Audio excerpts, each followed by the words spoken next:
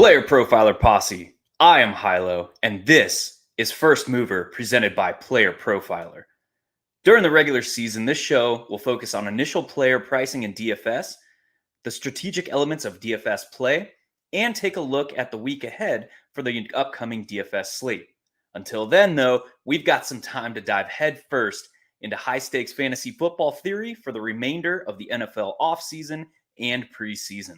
We'll talk best ball, we'll talk redraft, we'll talk dynasty, and we'll have some top-level guests to join us along the way. Before we begin, we'll kick off our journey by examining higher-level theoretical components of high-stakes best ball over at FFPC, with particular emphasis placed on the psychology of tight end premium. But first, a word from the Podfather himself about the platform of champions, FFPC.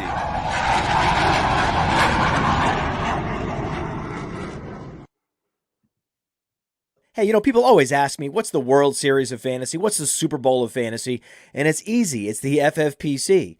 Their signature Players Championship has a $6 million prize pool, and their best ball leagues start in February. And they're the answer to so many questions. Hey, what's the best place to get a Dynasty Orphan? Well, you can adopt a Dynasty Orphan at the FFPC right now. There's more orphans at the FFPC than anywhere else on the internet. That's why we partner with them. So if you want to play fantasy football for low, medium, high stakes, you love Dynasty, you love best ball, you love seasonal leagues, all types of fantasy footballers need to go to the FFPC. And remember, use promo code Underworld. Promo code Underworld gets you $25 off your first team. Promo code Underworld, $25 off your first team, no matter what the format is, at the FFPC. Go get it.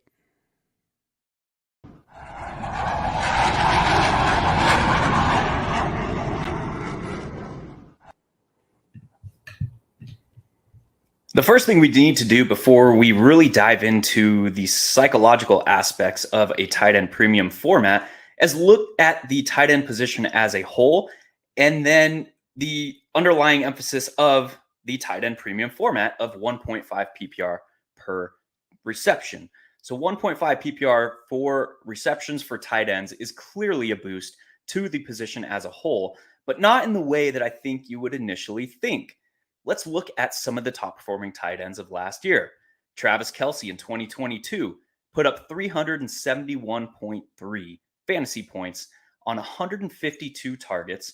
He currently has an FFPC best ball ADP of second overall. Mark Andrews in 2022, he put up 227 fantasy points in this format on 113 targets. His current FFPC ADP is 17 overall. TJ Hawkinson in 2022 put up 258.4 fantasy points on 129 targets. His current FFPC ADP is 34 overall.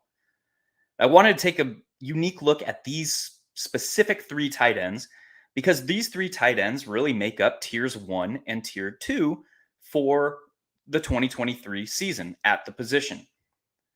Looking back at 2022, there were only one other tight end to see more than 100 targets a season ago, and that was Tyler Higbee, of all people, with 108.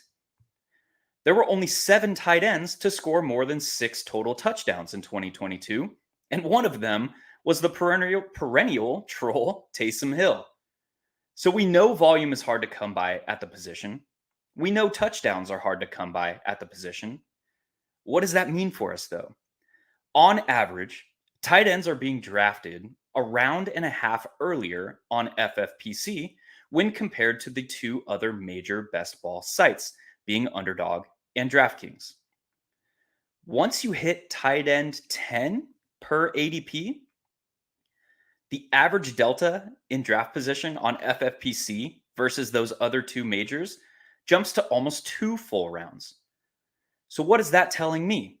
The field is clearly placing an increased emphasis on the tight end position due to the scoring format.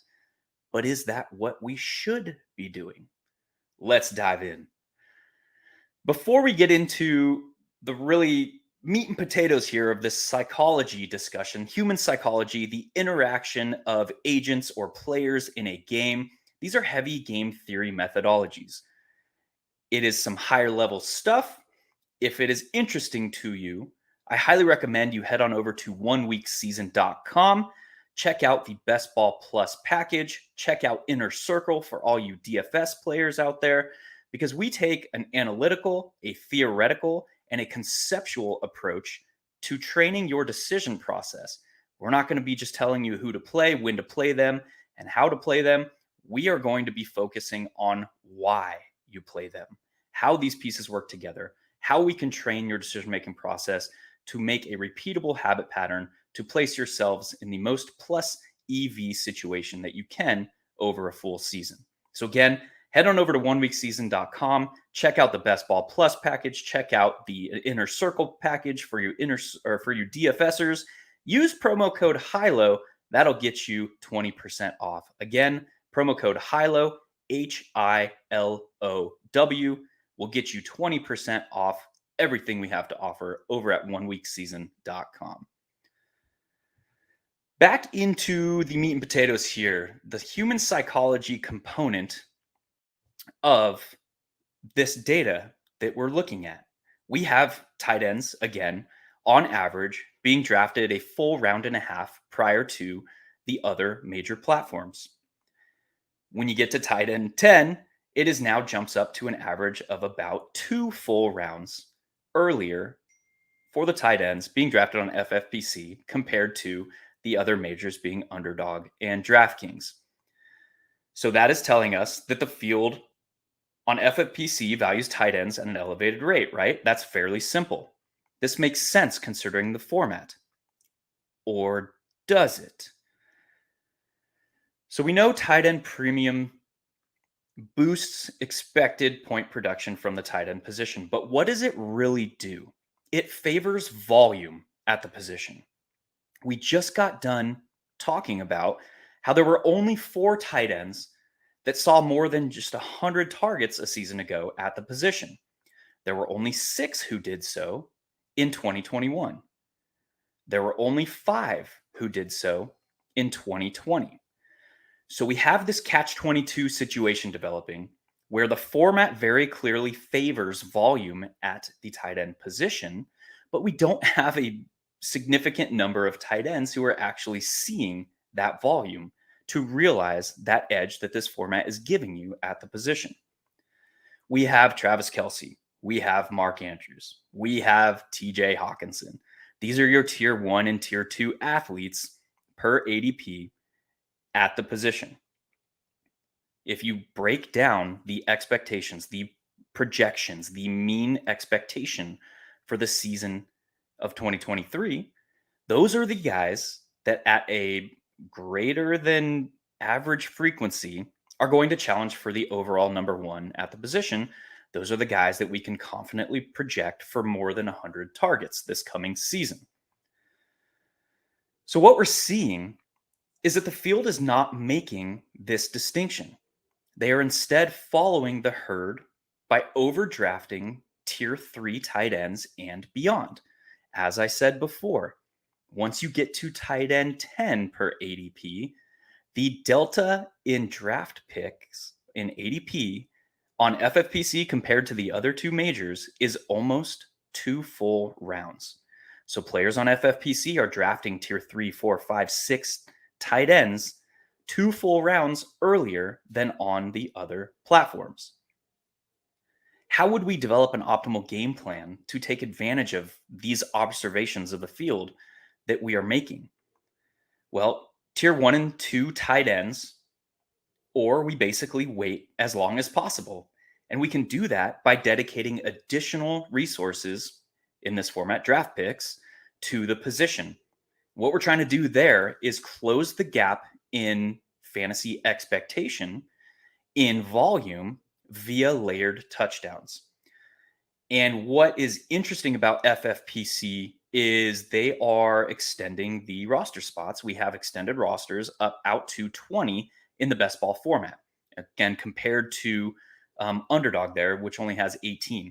So that allows us additional leeway to be able to sink additional draft capital, additional resources to the position in an attempt to make up for the production that we're missing if we miss out on these 3 volume pieces. And yes, there's probably going to be other tight ends that reach 100 targets this coming season, but it's difficult to find out now, here sitting in July, who those are going to be, because there's no other tight ends that project for more than 100 targets as we sit here now. So like I said, it's easier to do on FFPC, but the field, what we're finding is the field is not making this distinction.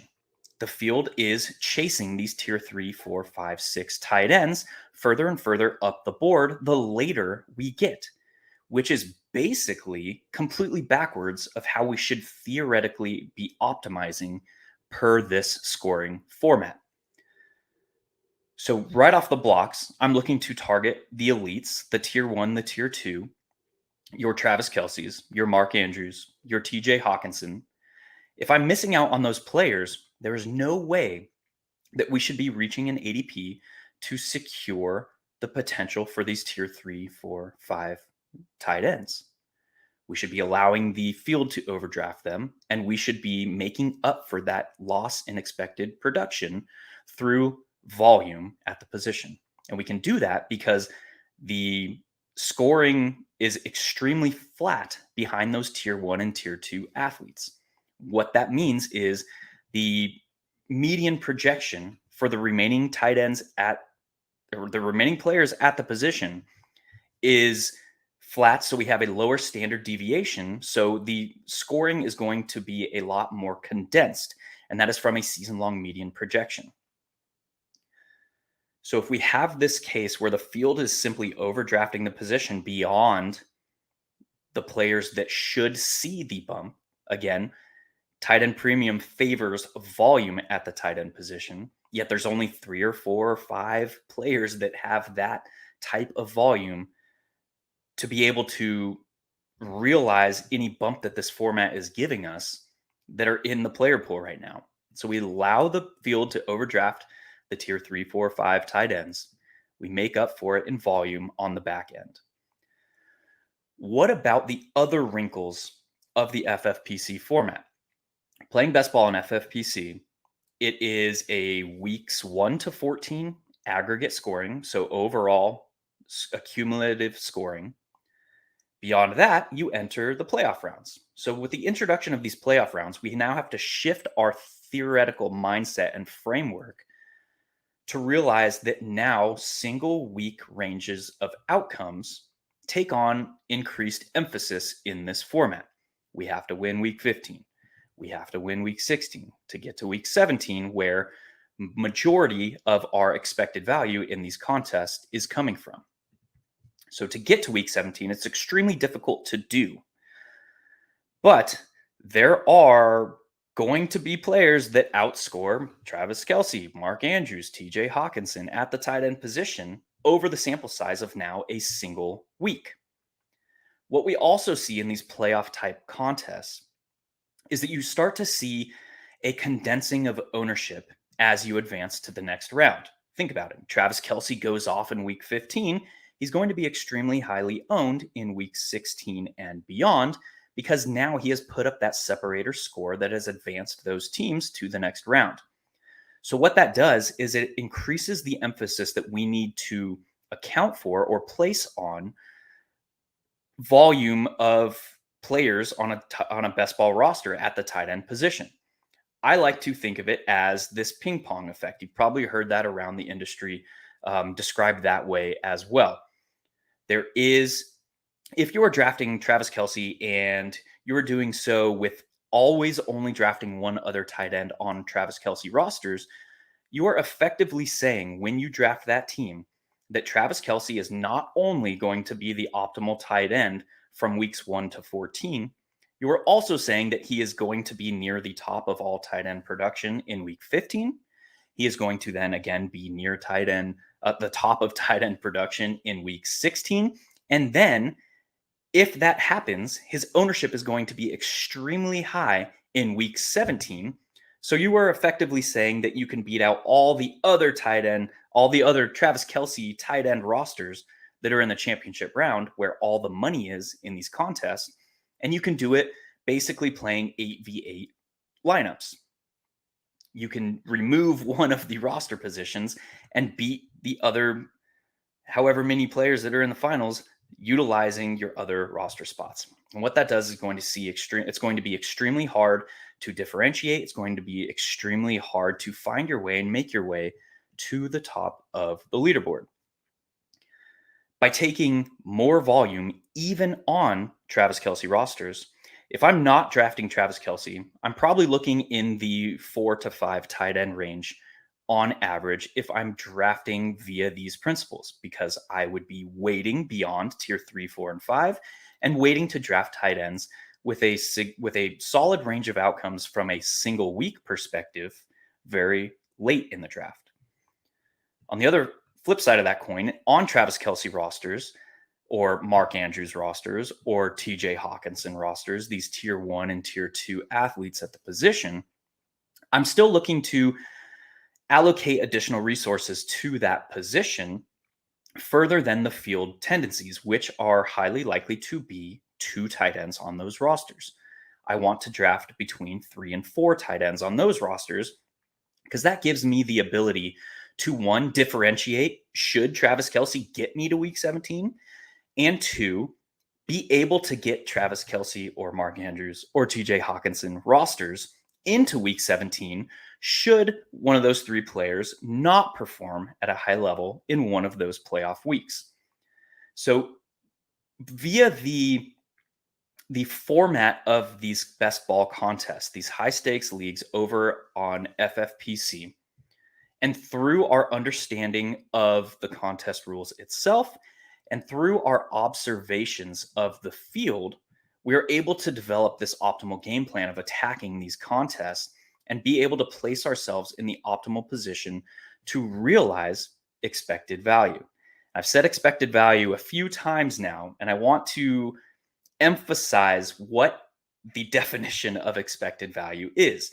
Expected value is basically the average amount of money we can expect to make per roster that we enter these contests, but only if we can simulate those contests on an infinite timeline. Only if we could continue playing out these iterations of this exact year on an infinite timeline. The fact that we can't do that, the fact that our sample size for this season is 1, that introduces some interesting theoretical components. The 2 biggest driving factors to expected value in these contests is advancement rate, so advancing out of our draft, continuing on, which is making it top 2 out of every draft, every 12 teams, and week 17. But at the same time, there are only a finite number of teams in week 17 that are going to realize their expected value because of the top heavy nature of the payout structure of these contests. So not only do we need to advance teams, we need to get out of our round, out of our draft. Not only do we need to then beat teams in week 15, not only do we then need to beat teams in week 16, we have to also then be optimizing our rosters in the most plus EV way possible to realize that expected value in week 17. So that then brings in this discussion of optimal theory versus theory in practice. And optimal theory is, again, in the same vein as expected value, where if we could play out this contest on an infinite timeline, that is how we should be drafting. That is how we should be developing our game plan based on theoretical components, based on conceptual components, based on the data that we have over the previous 4 to 5 seasons once best ball really jumped onto the scene. In the grand scheme of things, the data that we do have is very, very small. The sample size is very, very small. So we have to be analyzing that data, that advancement rate data, that week 17 advancement rate data, the optimal roster construction data that we have, all the stuff that Michael Leone has been putting out via his best ball manifesto, all of this data that we have to analyze it through this lens of it is a very, very small sample size. In doing so, we can begin to blend these theoretical optimal components with a thing that I call practical optimal components, which is how do we build rosters in best ball to place ourselves in the most optimal position to realize as much of the expected value that we possibly can. We know that theoretical optimal has a lot to say about the onesies positions. So the quarterback position where you only have to start one each week, about the tight end position where you only have to start one each week. We know that theoretically, we should allocate as little resources to those two positions as possible to then bolster the running backs and the wide receiver positions, where on FFPC, we can play up to 6 with 2 running backs, 2 wide receivers, and 2 flexes. But if we start to think through how we advance out of our draft, how we win in week 15, how we win in week 16 just to get to week 17, and then how we win in week 17 once we're there, there are many things that lead us a little bit more far or a little bit further away from this idea of theoretical optimal. And theoretical optimal as this governing doctrine, as this idea, this hypothesis that this is the governing body through which we should draft. It also assumes that we are playing against other perfect theoretically drafting opponents. Wrapping back in this idea of human psychology, humans are highly imperfect creatures. We are creatures of habit. We have a tendency to introduce biases. So through all those ideas leads us further and further away from theoretical optimal, more so into this realm of an exploitative strategy. All my poker bros in the room they know the kind of differentiation between theoretical optimal and exploitative play. But with this leeway that we have between theoretical optimal and through practical optimal, what we referred to earlier, we now have this leeway to make some of these deviations away from theoretical optimal in an exploitative fashion. We can do this through our understanding of the game of best ball. We can do this through our understanding of the governing rules of the contest that we're playing. And then we can do this and we can start to fold in some of our observations of the field to develop these exploitations.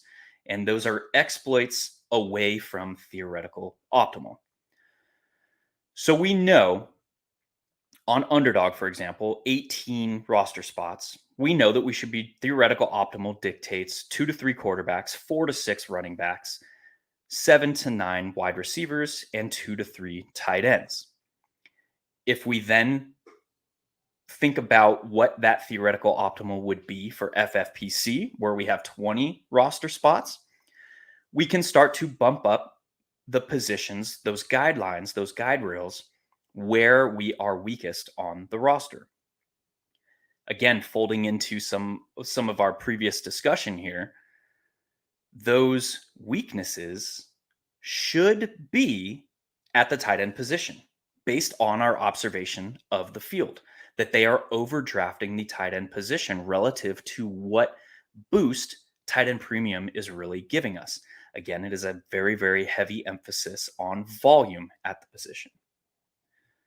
So if one of our theoretical weaknesses or our exploits that we're making is we're bolstering running back, quarterback, and wide receiver and sacrificing the production at tight end if we are not drafting one of those tier 1 or tier 2 tight ends, then we should have a very, very set framework with how we are attacking that position. And that will also be an exploit away from the field based on our observations and the tendencies of human psychology. So, again, wrapping all those ideas into one overall encompassing game plan development idea, how are we attacking these drafts? Well, it now becomes very, very simple, very, very straightforward how we should develop a game plan based on one of the biggest glaring misconceptions from the field, that is, tight end premium boosts the value of all tight ends. With that in mind, now we can be targeting Travis Kelce, Mark Andrews, TJ Hawkinson ahead of ADP because we know their value to this format is pretty much unrivaled at the position. We can be targeting specific, very, very specific tight ends. If we adopt this exploitative mindset, we can play this I know better than you game. There could be very, very specific tight ends that reside in tier 3, tier 4, tier 5 that you personally have ranked above consensus. If we now look at the delta between FFPC and some of the other majors, and you find this magic unicorn of a tight end that, one, you have ranked higher than consensus, and two, the delta between his FFPC ADP and his ADP at those other platforms is on the lower range of that round and a half to 2 full rounds of delta. Now you can start sprinkling in those tight ends and bolstering the tight end position.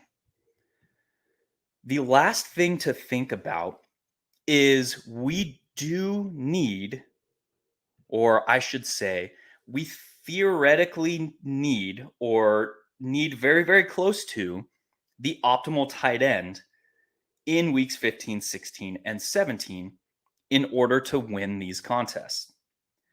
That's an interesting thought process to get through because we are so used to thinking about player outcomes through the lens of the entire season, their range of outcomes for the entire season.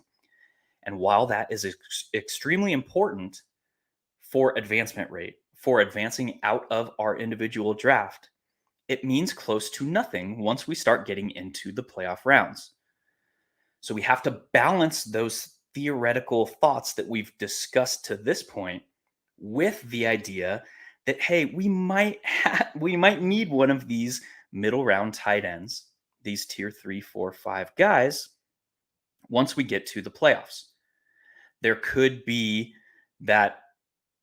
Well, a good example of this, I think, is to think about Mark Andrews in the 2021 season.